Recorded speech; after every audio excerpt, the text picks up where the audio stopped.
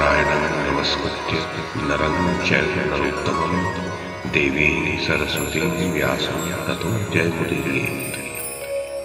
ओम नमो भगवते वासुदेवाय, ओम नमः पितामहाय, ओम नमः प्रजापतिभ्यः, ओम नमः कृष्णद्वैपायनाय, ओम नमः सर्वविघ्नविनायकेभ्यः।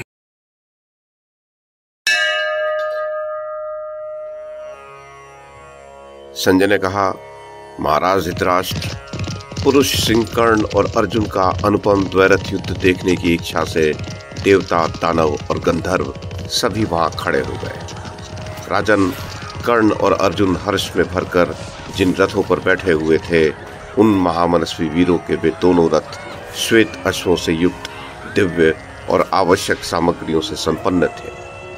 भरतनंदन, वहां एकत्र हुए संपूर्ण जगत के वीर पृथक पृथक शंख ध्वनि करने लगे।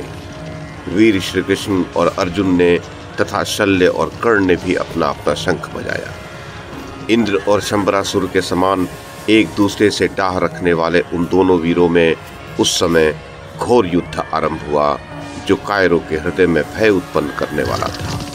उन दोनों के रथों पर निर्मल ध्वजाएं शोभा पा रही थी, मानो संसार के प्रलय काल में आकाश में राहु और केतु दोनों ग्रह उदित हुए हों। कर्ण के ध्वज की पताका में गज की सांकल का चिन्ह था। वह सांकल रत्न सारमयी, सुदृढ़ और विष्ठर सर्प के समान आकार वाली थी। वह आकाश में इंद्रधनुष के समान शोभा पाती थी।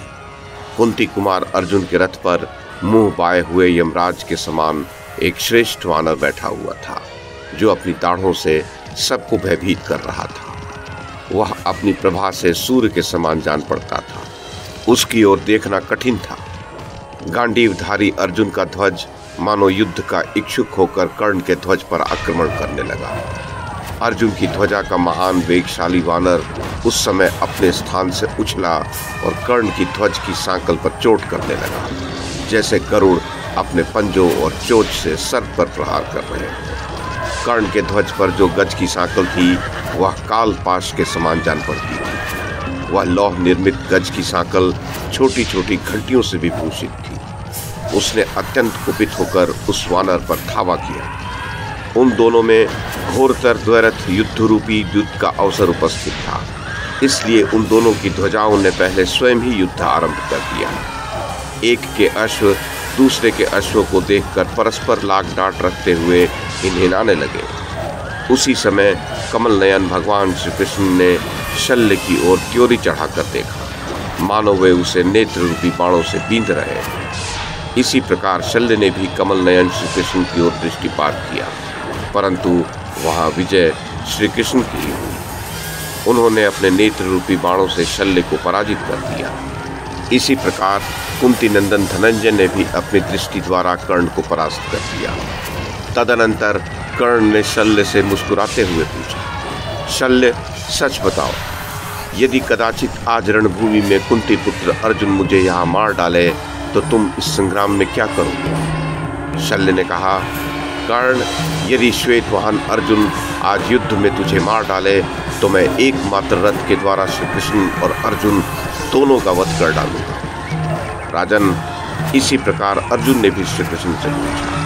तब श्री कृष्ण ने हंसकर अर्जुन से यह सत्य बात कही, धनंजय, सूर्य अपने स्थान से गिर जाए, समुद्र सूख जाए और अग्नि सदा के लिए शीतल हो जाए, तब भी कर्ण तुम्हें मार नहीं सकता। यदि किसी प्रकार ऐसा हो गया तो संसार उलट जाएगा और तब मैं अपनी दोनों भुजाओं से ही युद्ध भूमि में कर्ण तथा शल्य को मसल डालूंगा।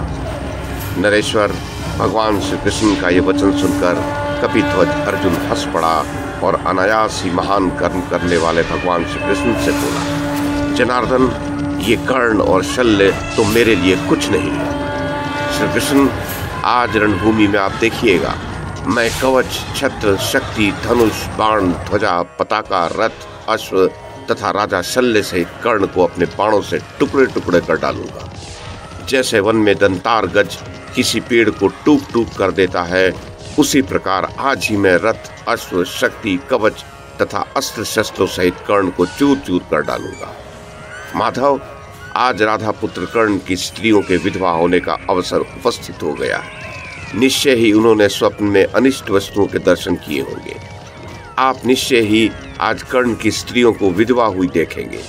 इस अदूरदर्शी मूर्ख ने सभा में द्रौपदी को आई देख बारंबार उसकी तथा हम लोगों की हंसी उड़ाई थी और हम सब लोगों पर आक्षेप किया था। ऐसा करते हुए इस कर्ण ने पहले जो कुकृत्य किया है उसका स्मरण करके मेरा क्रोध शांत नहीं हो पाता है। गोविंद, जैसे मतवाला गज फले फूले वृक्ष को तोड़ डालता है, उसी प्रकार आज मैं इस कर्ण को मत डालूंगा। आप ये सब कुछ अपनी आंखों देखेंगे। मधुसूदन, आज कर्ण के मारे जाने पर आपको मधुर बातें सुनने को मिलेंगी। हम लोग कहेंगे, वृषणिनंदन, बड़े सौभाग्य की बात है कि आज आपकी विजय हुई। जनार्दन, आज आप अत्यंत प्रसन्न होकर अभिमन्यु की माता सुभद्रा को और अपनी बुआ कुंती देवी को सांत्वना देंगे। माधव, आज आप मुख पर अश्रुओं की धारा बहाने वाली द्रुपद कुमारी कृष्णा तथा पांडुनंदन युधिष्ठिर को अमृत के समान मधुर वचनों द्वारा सांत्वना प्रदान करेंगे।